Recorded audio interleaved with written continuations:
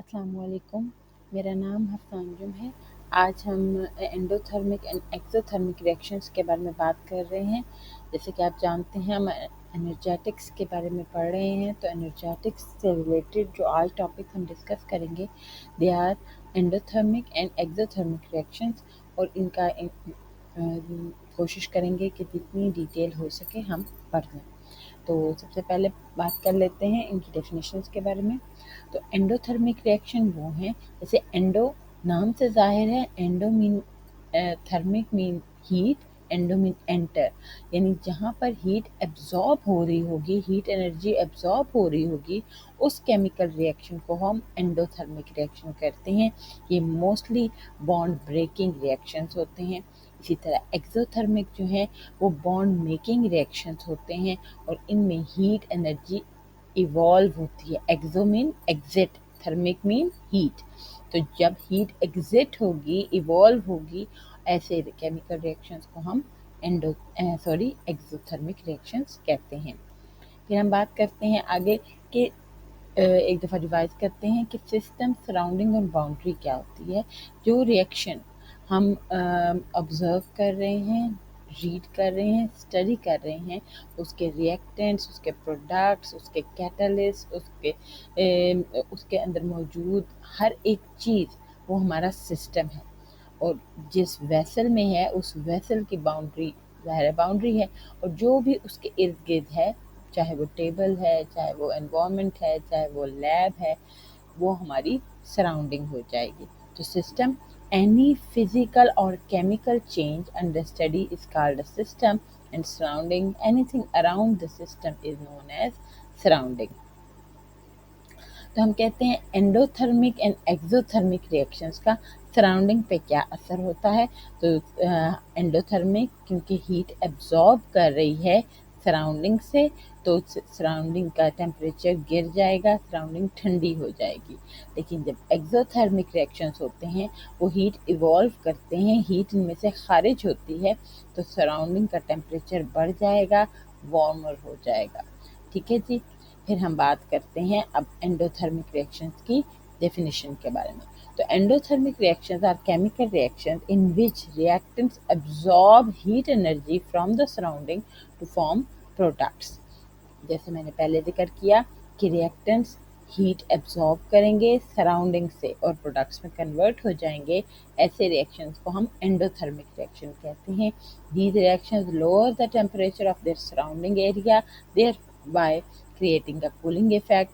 Physical processes can also be endothermic, जैसे कि ice environment का टेम्परेचर लेकर मेल्ट होकर वाटर बन जाती है, that is an endothermic reaction. Diagram में देखिए, डायग्राम में रिएक्टेंट्स प्रोडक्ट्स में कन्वर्ट हो रहे हैं और हीट एब्जॉर्ब करके प्रोडक्ट्स में कन्वर्ट हो रहे हैं, ऐसे रिएक्शन को हम एंडोथर्मिक रिएक्शंस कहते हैं। तो इसमें तीन बातें पता चली, एक हीट एब्जॉर्ब होगी, दूसरा सराउंडिंग के टेम्परेचर कूलिंग इफेक्ट पे चला जाएगा। क्यों? क्योंकि सराउंडिंग का टेम्परेचर गिर जाएगा। तो हम एक्सोथर्मिक की तरफ जाते हैं। एक्सोथर्मिक रिएक्शंस बिल्कुल इसका ऑपोजिट हैं। ऐसे केमिकल रिएक्शंस में रिएक्टेंट्स प्रोडक्ट्स में कन्वर्ट होते हैं, लेकिन वो सराउंडिंग को हीट रिलीज करते हैं, नतीजतन सराउंडिंग का टेम्परेचर इंक्रीज हो जाता है, वार्मिंग इफेक्ट आता है। इसको एक्सोथर्मिक रिएक्शन कहते हैं। Exothermic reactions are chemical reactions in which the reactants release heat energy to the surrounding to form products. These reactions increase the temperature of the surrounding area, thereby creating a warming effect. Diagram में भी आप देख सकते हैं। अब यहाँ पे कुछ एंडो और एक्सोथर्मिक के मुतालिक बातें लिखी हुई हैं, वो वन बाय वन डिस्कस करते हैं। When a chemical compound is broken, it is usually accompanied by a release of energy. हमने पहले जैसे पढ़ा कि केमिकल बॉन्ड टूटेगा तो एनर्जी रिलीज होगी, एक्सोथर्मिक रिएक्शन है। इसी तरह formation of chemical bonds require an input of energy, so ये होंगे एंडोथर्मिक रिएक्शन। एनर्जी सप्लाइड और release can be in various forms, heat, light और इलेक्ट्रिसिटी। वो कहते हैं अब रिएक्शन होने के लिए एनर्जी चाहिए या फिर रिलीज होगी, वो किसी भी फॉर्म में हो सकती है, हीट की, लाइट की या फिर इलेक्ट्रिसिटी की। तो आगे पढ़ते हैं। एग्जाम्पल, एंडोथर्मिक केमिकल रिएक्शंस के एग्जांपल है कैल्शियम कार्बोनेट हीट एब्जॉर्ब करता है 177.8 किलो जूल। इसमें हीट क्या है, रिएक्टेंट है, और वो कन्वर्ट हो जाता है calcium oxide and carbon dioxide में।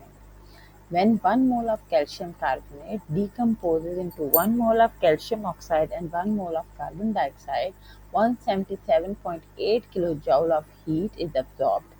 But because the heat is absorbed by the system, the 177.8 kilojoule is written as a reactant और ये होगा पॉजिटिव साइन। डेल्टा एच का क्या साइन होगा, पॉजिटिव होगा, क्योंकि हीट एब्जॉर्ब हो रही है। तो इसी तरह एक्सोथर्मिक के एग्जांपल देखिए, combustion of methane gas. When methane gas is combusted, heat is released, making the reaction exothermic. Specifically, the combustion of 1 mole of methane released 890.4 kilojoule of heat energy. अब ये 890.4 किलोजूल हम minus में show करेंगे, क्यों, क्योंकि जी यहाँ पे heat evolve हो रही है, तो डेल्टा एच क्या होगी, -890.4 किलोजूल। रिएक्शन क्या है, CH4 plus 2O2 gives us CO2 plus 2H2O plus 890.4 kilojoule पर मोल। यहाँ पे हीट क्या है, प्रोडक्ट है। अब रिएक्शन पाथवे को हम ग्राफ के तौर पर कैसे शो कर सकते हैं, तो हम कहते हैं कि एनर्जी को हम वाई एक्सिस में रखते हैं और प्रोग्रेस ऑफ रिएक्शन को एक्स एक्सिस में। तो हम देखते हैं एंडोथर्मिक रिएक्शन के लिए हमने क्योंकि हीट एब्जॉर्ब हो रही है, तो क्या होगा, रिएक्टेंट्स एनर्जी उनकी कम होगी, प्रोडक्ट्स की एनर्जी ज़्यादा होगी। तो जैसे कि कैल्शियम कार्बोनेट की डिकम्पोजिशन है, उसने +178 पॉइंट समथिंग किलो जूल पर मोल एनर्जी एब्जॉर्ब करनी है। तो हम इसका ग्राफ ऐसे बनाएंगे और इसमें हम क्या चीज़ें हमें पता चलेंगी, एनर्जी इज़ टेकन इन, कि हम एनर्जी एब्जॉर्ब कर रहे हैं। Second, energy of product is always higher than the energy of reactant. Third, overall energy change is positive. और सबसे आखिरी बात, that representation of reaction profile is upward arrow as the energy of the product is higher than the reactant. तो हम कहते हैं कि यहाँ पर हम ये ग्राफ इस तरह से बनाते हैं कि कैल्शियम कार्बोनेट की एनर्जी कम है, वो शुरू में होगा, और कैल्शियम ऑक्साइड और कार्बन डाइऑक्साइड की एनर्जी ज़्यादा है, वो ऊपर टॉप पोजीशन में होगा। इन दोनों की एनर्जीज का डिफरेंस क्या है, 178 पॉइंट समथिंग किलो जूल पर मोल। तो एरो ऊपर की तरफ है, रीज़न क्या है, एनर्जी इंक्रीज हो रही है, एनर्जी रिएक्टेंट की कम है, प्रोडक्ट्स की ज़्यादा है। अब इसी तरह हम एक्सोथर्मिक में देखते हैं। एक्सोथर्मिक का जो ग्राफ बनेगा सेम, एक्स एक्सिस पे हम प्रोग्रेस ऑफ रिएक्शन लिखेंगे, वाई एक्सिस में हम एनर्जी लिखेंगे। इसमें रिएक्टेंट्स की एनर्जी ज़्यादा होती है, प्रोडक्ट्स की एनर्जी कम होती है। क्योंकि एनर्जी रिलीज होती है तो रिएक्शन का एरो डाउनवर्ड होगा, एनर्जी कम होगी। तो हम कहते हैं energy is given out, point 1 हो गया। Energy of the product will always be lower than the reactant, reactant की एनर्जी हमेशा ज़्यादा होगी, प्रोडक्ट की कम होगी। ओवरऑल एनर्जी चेंज नेगेटिव में होगा, इसका पॉजिटिव में था तो इसका नेगेटिव में होगा। सेकेंड, जो प्रोफाइल है का रिएक्शन एरो है वो डाउनवर्ड होगा, क्योंकि एनर्जी डिक्रीज हो रही है, रिएक्टेंट की ज़्यादा है। इस फॉर एग्जांपल अगर हम कार्बन को जलाएं ऑक्सीजन की मौजूदगी में, कार्बन डाइऑक्साइड बनती है, नतीजे में -394 किलो जूल पर मोल एनर्जी रिलीज होती है। तो ये एक एक्सोथर्मिक रिएक्शन की एग्जांपल हो गई। अब यहाँ तक हम एक सिंपल पढ़ रहे थे कि जी रिएक्टेंट्स प्रोडक्ट्स में कन्वर्ट हो रहे हैं, लेकिन असल में होता क्या है कि जब रिएक्टेंट्स प्रोडक्ट में कन्वर्ट होते हैं, उनको रिएक्टेंट्स को रिएक्शन स्टार्ट करने के लिए एक एक्टिवेशन एनर्जी ऑब्टेन करना ज़रूरी होता है। एक्टिवेशन एनर्जी क्या है, activation energy is the minimum amount of energy required for a reaction to अकर।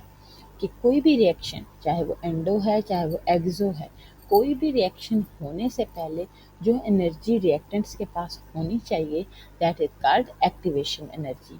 या आप कह सकते हैं कि एक एनर्जी बैरियर है जो रिएक्टेंट्स क्रॉस कर लेंगे तो ही प्रोडक्ट्स में कन्वर्ट हो सकेंगे।